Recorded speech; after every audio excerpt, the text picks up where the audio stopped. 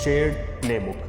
یعنی دونوں ممالک کا طریقہ واردات ایک ہی ہے اور وہ ہے ظلم کرنا، چاہے وہ کسی بھی طرح کا ظلم ہو۔ 2023 میں انڈیا کے تعلیمی نصاب سے مغلوں کی تاریخ کو ہٹا دیا گیا۔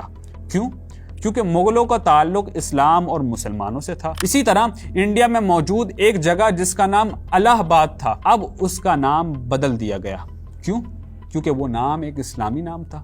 اسی طرح تاج محل جس کو ایک مغل بادشاہ نے بنایا تھا، اس کو بھی ایک ہندوؤں کا مندر کہا جانے لگا ہے۔ اس کو کہا جاتا ہے سیفرونائزیشن، یعنی انڈیا میں موجود ہر چیز میں ہندو نیشنلسٹ ایجنڈا ملا کر اس کو بیچا جائے، جس کے ذریعے سے مسلمانوں کے خلاف نظریات کو مزید پروان چڑھایا جا رہا ہے۔ مینوان یہی کام اسرائیل میں جوڈائزیشن کے طور پر ہو رہا ہے، یعنی زمینوں کو، جگہوں کو تاریخی طور پر یہودیوں کی جگہ بنانا، جس طرح فلسطین سے فلسطینی مسلمانوں کو نکالا جاتا ہے یا پھر کسی اور طریقے سے ہو۔ یہ خبریں پھیلائی جاتی ہیں کہ فلسطینی آبادی اسرائیل کے لیے خطرہ ہے، بالکل اسی طرح جس طرح کہا جاتا ہے کہ انڈیا میں مسلمانوں کی بڑھتی ہوئی آبادی ہندوؤں کے لیے خطرہ ہے۔ I mean, there's 200 million Muslims living in India. That's the second largest Muslim population in the world. And you're saying that wherever Muslims live, there's If Muslims become more than 30%, that country is in danger.